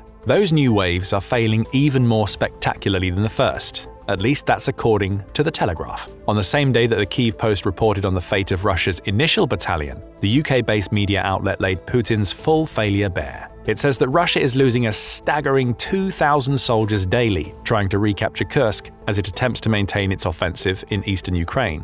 Again, we see signs that Putin is unable to adjust his tactics in the wake of massive losses. The 2,000 per day figure is around double the already enormous 1,000 losses per day Russia experienced during its summer offensives. The Telegraph also revealed more details about Russia's failure in Kursk. The outlet published a video supposedly showing a column of Russian armored vehicles, each believed to be carrying 30 soldiers, blowing up one after the other as they attempted to make their way through a Ukrainian minefield. Those soldiers never even had a chance to confront Ukraine's troops directly. They were decimated en route, with each vehicle being forced to blindly follow the one that exploded before, its drivers hoping they wouldn't be the ones to navigate the mines. None made it through. There were also updates on Ukraine's kill count. The Ukrainian blogger Deep State claimed that some of the early fighting focused on a village named Novoivanovka, located about 10 miles away from Sudza, which Ukraine uses as its control center in Kursk. The village has seen constant fighting, all going Ukraine's way. About two-thirds of the armored vehicles Russia sent to the village have already been destroyed, with 300 soldiers losing their lives. Despite all of this evidence, Russian military bloggers are trying to push the narrative that Putin's Kursk counteroffensive is actually successful. On the social media platform Telegram, the Two Majors channel claimed that Ukraine's equipment was failing them. Towards Sudza, the Ukrainian armed forces are using captured construction equipment to move through muddy roads because their equipment is getting stuck. Even as hundreds of Russian and North Korean soldiers are losing their lives in Kursk, Putin's mouthpieces are still pushing the narrative that Ukraine's NATO-supplied equipment isn't up to the job. The footage published so far seems to reveal otherwise. All of this leads us to ask the obvious question: what happens next? It's important to note that Putin's Kursk counteroffensive is still in its early days. Ukraine is far from out of the woods, as the majority of the 50,000 Russian and North Korean soldiers are still waiting to be deployed. But the early signs aren't good for Russia. It's now losing 2,000 people a day in Kursk and the Donbass. Even if we conservatively say that Ukraine is killing 500 of those 2,000 in Kursk, we get a clear sign that Putin's manpower-heavy approach isn't going to do him much good. It'll take just 100 days for Ukraine to deplete the 50,000 to nothing if the rate of Russian casualties is sustained. It may even get the job done quicker if we assume that Putin will intensify his attacks with larger waves as the days roll on. For its part, Ukraine is managing to hold the line as it inflicts horrible casualties on the Russian and North Korean soldiers. And it could do even more if Zelensky has his way. According to the Kyiv Independent, Ukraine's president believes he could practically demolish the combined Russian and North Korean effort if the West allows Ukraine to use long-range missiles like Storm Shadow and ATACMS inside Russia. With those missiles, Ukraine could target every camp where North Korean troops are gathering in Russia, destroying them to the point where Putin's 50,000-man assault collapses before it can truly begin. That permission still isn't forthcoming, despite speculation back in September that the US and UK were considering allowing the use of their weapons. Even without those weapons, Ukraine will hold the line and absorb every soldier Putin sends its way. If it's as effective fighting against the 50,000-strong counteroffensive as it has been so far in Kursk, it'll likely overcome Russia's attempts to take back its territory. Since August, according to Commander-in-Chief Alexander Syrsky, Russia has already seen Ukraine kill 7,905 of its soldiers, injuring a further 12,220 and capturing over 700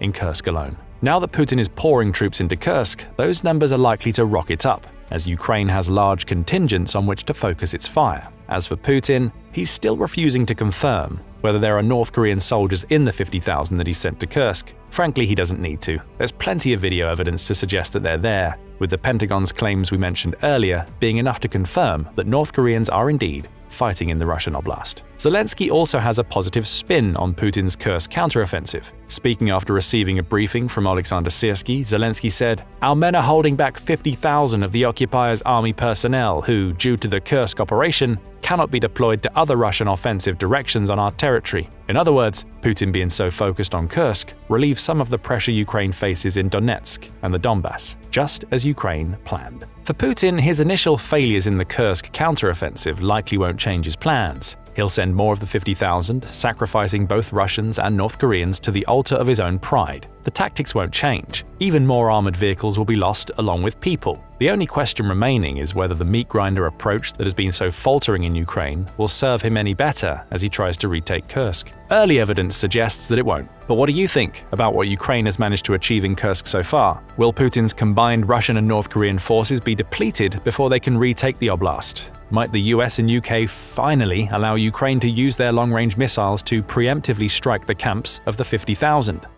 Only a fool would risk making Kim Jong-Un mad, and it looks like Putin just did. Rumors are swirling that Russian forces are using North Korean soldiers as cannon fodder, pushing them to the front lines with barely a plan, let alone weapons. These troops, supposedly assured they'd be safe in defensive positions, are instead getting thrown into battles as disposable manpower against Ukrainian artillery and drones. If true, it's a ruthless move that could lead to serious backlash from Kim Jong-un himself. What happens when one of the world's most unpredictable leaders discovers his soldiers are being sacrificed in Russian conflicts? Today we're diving into the explosive consequences of North Korean soldiers fighting and dying in Russia, and what it means for Putin's risky new alliance. But first, it's worth noting that while the issue of North Korean troops in Russia and/or Ukraine is considered a reality by Ukrainian and Western media, North Korea has danced around the claim that there are North Korean troops in Russia. On October 25th, DPRK Vice Foreign Minister in charge of Russian affairs, Kim Jong-Un, said, "If there is such a thing that the world media is talking about,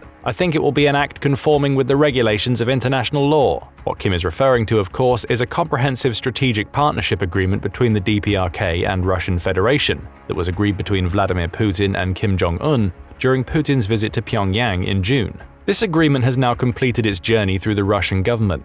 After passing the lower house on October 24th, a day before Kim's comments, it quickly received approval from the upper house, the Federation Council, and has now been signed into effect by Putin, making it official. But here's the kicker. Buried in Article 4 is a clause that takes this alliance to a whole new level. The agreement's Article 4 is essentially a mutual defense pact, much like NATO's Article 5, which compels both parties to come to each other's aid militarily in the case of an invasion. Ukraine's invasion of the Kursk region fits that bill, meaning that in terms of the agreement, North Korean troops not only have a right to be in Kursk, but an obligation. A day after Kim's statement, at an informal UN Security Council meeting in New York City, Kim Ha-il, the first secretary of North Korea's permanent mission to the UN, said, "With regard to the accusations against the DPRK, they are nothing but dirty maneuvers of the US and its followers to disguise their crimes, to instigate the protraction of the Ukraine crisis by supplying Ukraine with all kinds of lethal weapons prohibited by international law, including cluster bombs." And that's about as much as the North Koreans have had to say on the matter officially. The Russians, for their part, have neither confirmed nor denied the stories either. In a bit of dark trolling, on October 21st, a group of Russian Armed Forces soldiers raised the North Korean flag from their dugout in the Pokrovsk direction, causing a huge stir in Ukrainian Telegram channels like Union. The head of the Ukraine Center for Countering Disinformation, Andriy Kovalenko, had to quickly step in to shut down the rumor, urging people not to fall for what he called Russian psychological operations. Russian President Vladimir Putin took a similar tone at the press conference after the BRICS summit in Kazan on October 24th. Replying to a US journalist's question about alleged satellite images of DPRK troops, he said, "Satellite images, well, that's something serious. If there are images, then they are a reflection of something." He then remarked, "We ratified our Treaty on Strategic Partnership, which contains Article 4. and we have never doubted the fact that North Korean leadership is very serious about commitments to us. But as for what and how we do, it's for us to decide after holding talks with North Korea." On October 31st, Vasily Nebenzia, Russia's permanent representative at the UN Security Council, was even more blunt. "Even if we imagine that everything our Western colleagues claim about military cooperation between Russia and the DPRK suddenly turns out to be true, why are the United States and its allies trying to impose on the whole world the rotten logic that they have the right to help the Zelensky regime, mobilizing all their military and intelligence potential for this, while Russia's allies do not have the right to do this?" So neither Russia nor North Korea are holding their cards close to their chest. Both claim there's no hard evidence of actual North Koreans in battle, so they can afford to carry on in the same way. Basically, their counter-argument to the idea of North Koreans actually fighting in Kursk or Ukraine falls into the category of, "Trust me, I'm from the government." But what about that video? Based on satellite imagery provided by South Korea and geolocated videos on Kyiv Post, it seems certain that a significant number of North Korean troops are indeed on Russian soil. On October 18th, 2 videos emerged allegedly showing Korean soldiers in Russia speaking Korean, with an accent atypical in the south, according to the Kyiv Post. The videos show Koreans in training exercises and collecting equipment, clad in Russian military uniforms. The Kyiv Post also cited Ukraine's Center for Strategic Communication and Information Security's claim that the second video was taken at a training ground in the town of Sergeyevka in Russia's Primorsky Krai. They added that they had established through geolocation that the first video was also taken at the same facility. Those videos seem to corroborate the evidence presented the day before by Seoul's National Intelligence Service, or NIS. They showed a series of satellite images of a concentration of troops deployed to Russia. These consisted of 1,500 North Korean special forces from the areas near Chongjin, Hamhung, and Musudan, who had been transported by 4 landing ships and 3 escort ships belonging to the Russian Pacific Fleet between October 8th and October 13th, marking the first time that the Russian Navy has entered North Korean waters since 1990. The agency said the North Korean troops were dispersed in multiple bases in Russia's Far East, including Vladivostok, Ussurisk, Khabarovsk, and Blagoveshchensk, and claimed that they were issued fake ID cards of residents of the Yakutia and Buryatia regions of Siberia, on top of Russian uniforms and weapons in a bid to conceal their identity. The report also stated that the troops were expected to be deployed on the front lines as soon as they complete their adaptation training.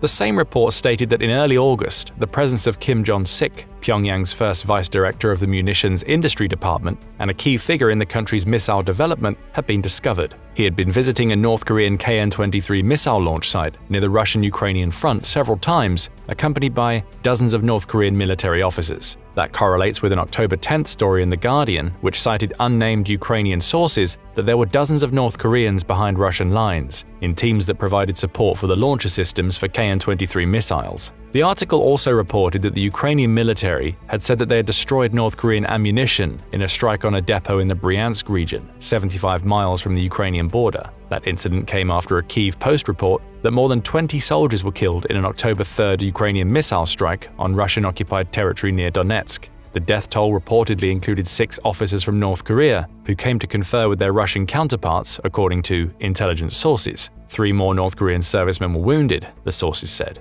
More recently, on October 24th, the main intelligence directorate of Ukraine reported that the first North Korean soldiers arrived in the Kursk region. One day earlier, US Defense Secretary Lloyd Austin said, "We're seeing evidence that North Korean troops have gone to Russia. What exactly they're doing is left to be seen." Then on October 26th, Spanish newspaper El Pas reported that Ukrainian forces had already targeted buildings in the Russian region of Kursk, where North Korean troops are believed to be stationed. They cited yet another source, in this case a member of the Ukrainian State Border Guard. On October 28th, Andriy Yermak, a top aide to Ukrainian President Volodymyr Zelensky, declared, "We are at war with North Korea." Mark Rutte, NATO Secretary General, seemed to agree. "Today I can confirm that North Korean troops have been sent to Russia and that North Korean military units have been deployed to the Kursk region," he said, adding that it showed Putin's growing desperation. He is unable to sustain his assault in Ukraine without foreign support. That's because the Ukrainians are fighting back with courage, resilience, and ingenuity. Then on November 1st, Zelensky claimed that the Russians themselves had confirmed DPRK troops in Kursk. "We have clear information," he said. "This is information that I received recently. Russia discussed this issue with the West and confirmed, yes, there are North Korean troops. They will fight in Ukraine."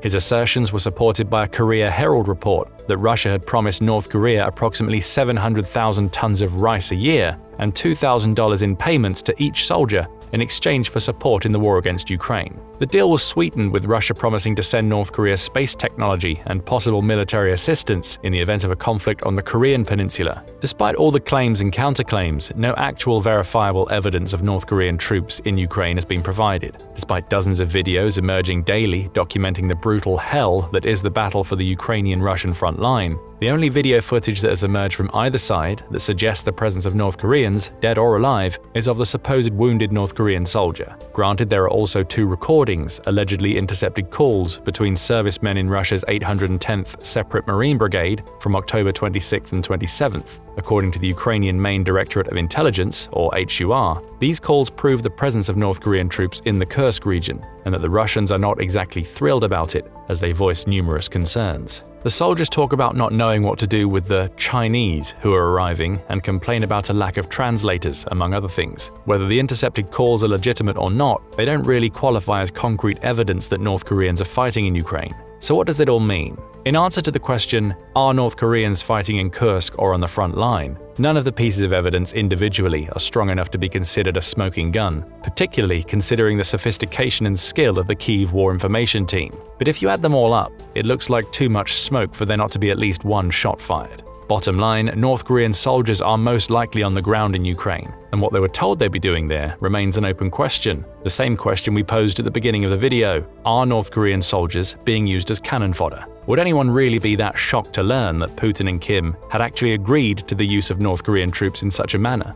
Kim certainly has a few soldiers spare. Not only does the North Korean military have an estimated 1.3 million active duty personnel, but as a result of a recent recruitment drive, the national press agency, KCNA, reported as many as 1.4 million queuing up to become new conscripts. Because their training is questionable and their combat experience negligible, perhaps they know they're intentionally being fed into the meat grinder. But why would someone agree to that? Well, there are many factors that could influence such a decision. The $2,000 per soldier we mentioned might well be worth it for an impoverished man if it were guaranteed to be given to his family. Or maybe North Korea was being lied to from the start. Would Putin be so bold as to lie to Kim and merely use his troops as cannon fodder, as the video of the alleged North Korean portrays? There seems to be very little incentive for this ruse. Why would Putin risk jeopardizing the reported supply chain, providing nearly half of the 3 million artillery shells his forces use each year, a resource his war effort so desperately needs? Why risk angering Kim and seeing him possibly invade and seize Vladivostok, which is a lot closer to Pyongyang than Moscow,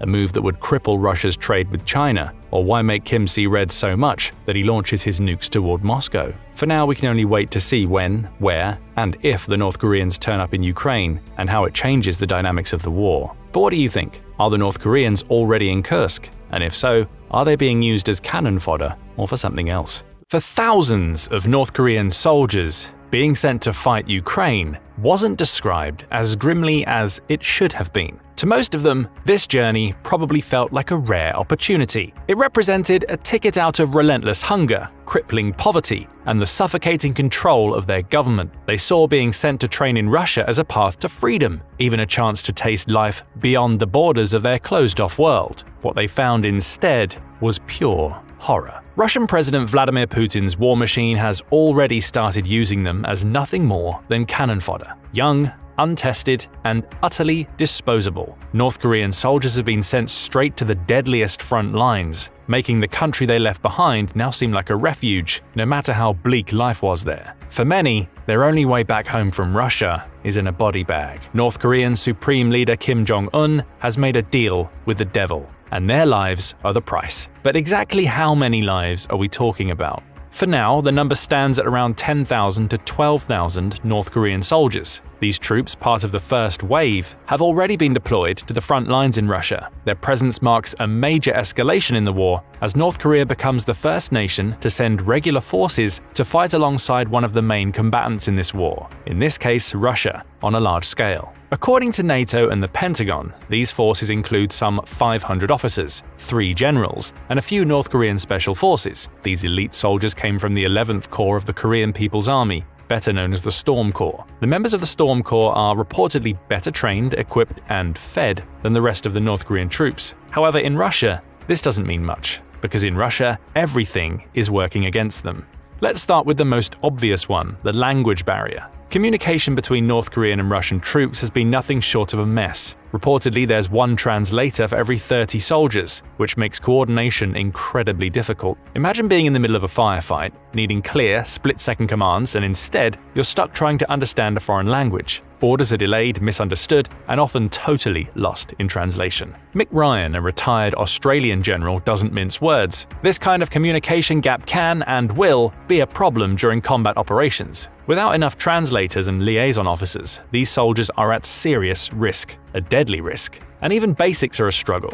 Reports say that the North Koreans were given a crash language course, around 100 Russian military terms like fire and in position. But let's be real, that's nowhere near enough for complex battle commands. So they're left trying to piece together half-understood words, hoping to get it right while the Ukrainian forces wait to exploit every misstep. And the Ukrainians are well aware of this opportunity. Ukrainian intelligence has already flagged this language barrier as a weak spot, and they know how to use it. With every miscommunication and every misunderstood command, North Korean troops become even easier targets for counterattacks. Of course, it doesn't help that for many of the North Korean troops, if not all of them, those are the first attacks they've ever experienced in their lives. How is this possible? Well, according to Fyodor Tertitsky, a researcher at Seoul's Kookmin University, the North Korean regime has long been reluctant to deploy its troops abroad. It's not just about keeping these troops home physically, but mentally as well. Kim's regime fears these soldiers might pick up incorrect ideas if they see the outside world. Thus, most North Korean troops have zero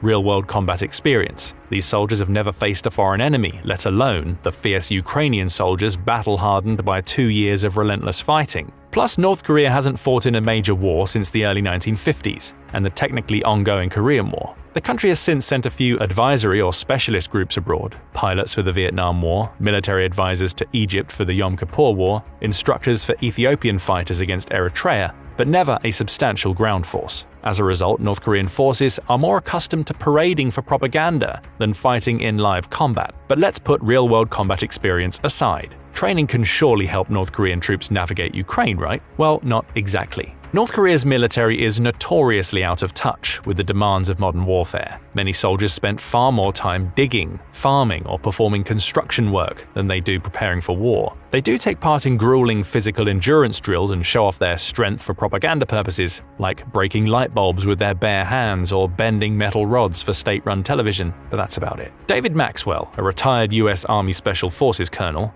points out that North Korea's forces lack modern equipment and resources, and even the country's elite units, while better trained than the average soldier, are nowhere near the caliber of Western special forces. Plus, these special units have been primarily trained to prevent a coup at home, not engage in a sprawling and unpredictable battlefield like Ukraine. Then there's the equipment issue. North Korea may put its latest hardware on display in flashy parades, but most of it is far beyond the reach of the average soldier. So most of these North Korean troops have arrived with outdated gear in Russia, so outdated that the Russian troops who are supposed to be training these soldiers are reportedly bewildered by the ancient tools and lack of readiness the North Koreans have brought with them. But it's not like they'll be better off with the Russian equipment. The weapons used in the Ukrainian war are entirely unfamiliar to them. Another thing that's entirely unfamiliar to the North Korean troops fighting in Russia: the terrain. Most of these North Korean soldiers have trained in the steep, rugged mountains of North Korea, but the Ukrainian front lines, they're vast, open and flat. Instead of familiar peaks and dense forests, they're now navigating expansive plains and open fields with minimal cover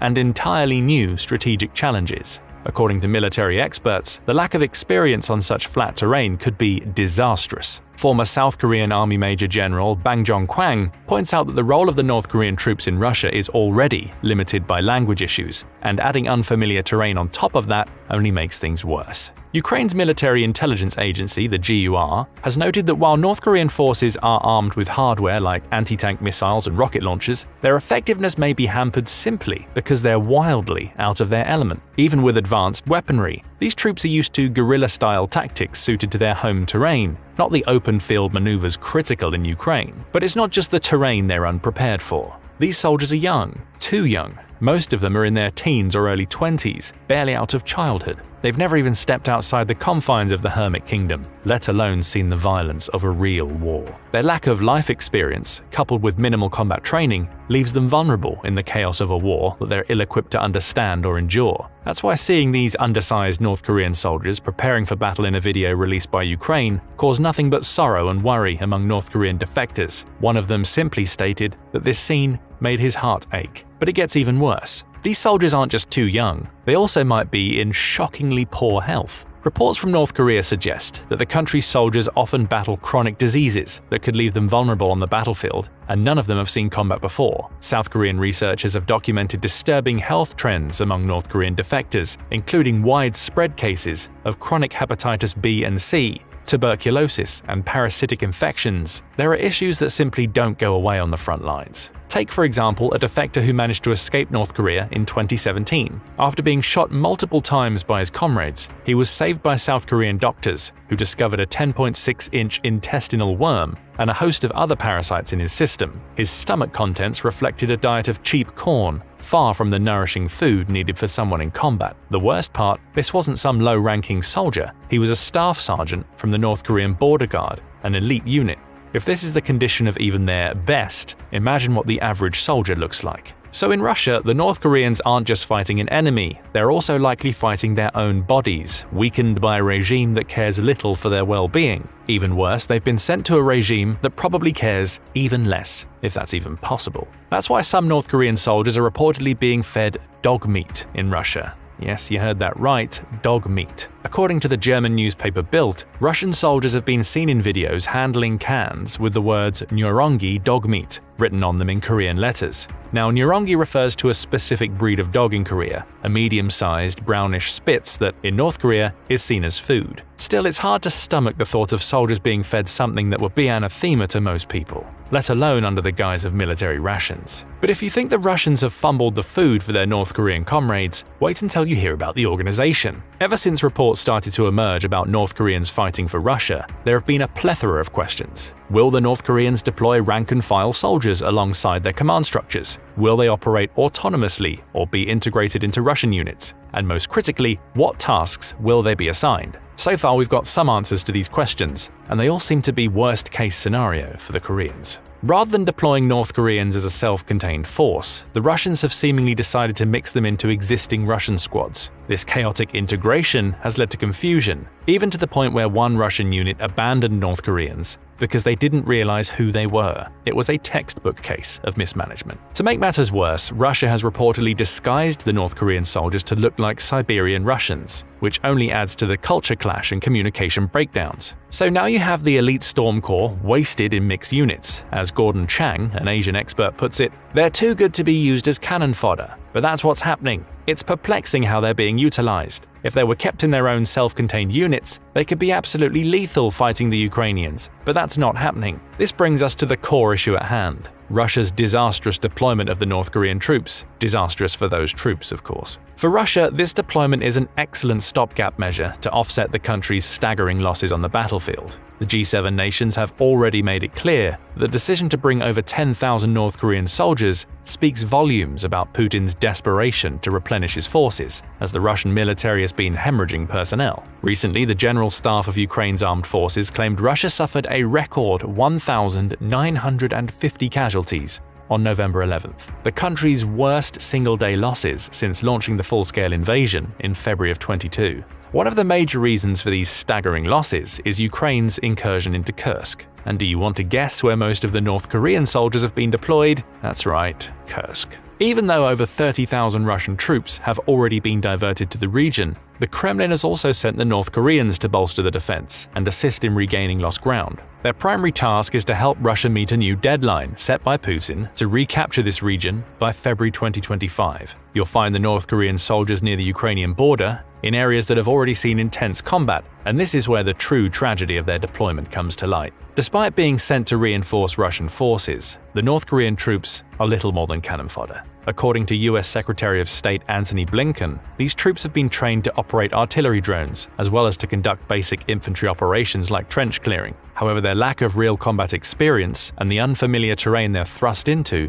makes their prospects grim. They're being deployed to the most dangerous, high-casualty areas, where their role is little more than to absorb fire and act as a buffer for more experienced Russian soldiers. This cruel reality is echoed by experts, who note that while casualties are a natural part of any war, There's no strategic value in sending inexperienced and undertrained soldiers to the front lines to gain combat experience. This means that these young soldiers are nothing more than disposable assets, their lives being sacrificed for the sake of temporarily staving off Russia's mounting losses. And if Russia's meat grinder continues at the current rate, they'll all be dead within weeks. But luckily for Putin, there's plenty more where they came from. North Korea's army is vast, with over 1.3 million active duty soldiers and an additional 500,000 in reserves. This figure makes it one of the largest standing military forces in the world. This already massive force is bolstered by Kim's strategy of mass mobilization, drawing on a third of the country's 26 million population in one form or another for military service. And remember, all of these soldiers are willing to die on command, even if the cause they're dying for is utterly foreign to them. But why? The key reason as to why North Korean soldiers are willing to sacrifice their lives in the name of a foreign war is the deep indoctrination they experience from a young age. You see, North Korean soldiers are trained to be unflinchingly loyal to Kim's regime, often from the time they're children. Essentially, they're taught that dying for their leader is the ultimate act of patriotism. Even their school textbooks urge them to prove loyalty by volunteering to be targets in hypothetical artillery strikes. This blind loyalty is ingrained in them so deeply that the idea of sacrificing themselves, even for a cause as distant as Russia's war in Ukraine, is seen not only as acceptable, but as an honor. For these soldiers, going to Russia isn't just about fighting a war, it's about earning glory. It's an opportunity to potentially come back as heroes, with the prospect of bringing cash and honor to the regime. As reported, North Korean troops are being paid around $2,000 per month for their service. This is an astronomical sum for these individuals, given that the rest of the North Korean population lives on just a few dollars a month. Obviously, their deployment also funnels significant funds to Kim's regime, which is desperate for foreign currency amid economic sanctions and internal instability. Former soldiers like Ryu Song-hyun, who defected from North Korea, recounted the conditions that many of these soldiers face back home for the Wall Street Journal. Back home, he said, they face only harsh living conditions and limited food. That's why many soldiers see the opportunity to fight in a foreign land,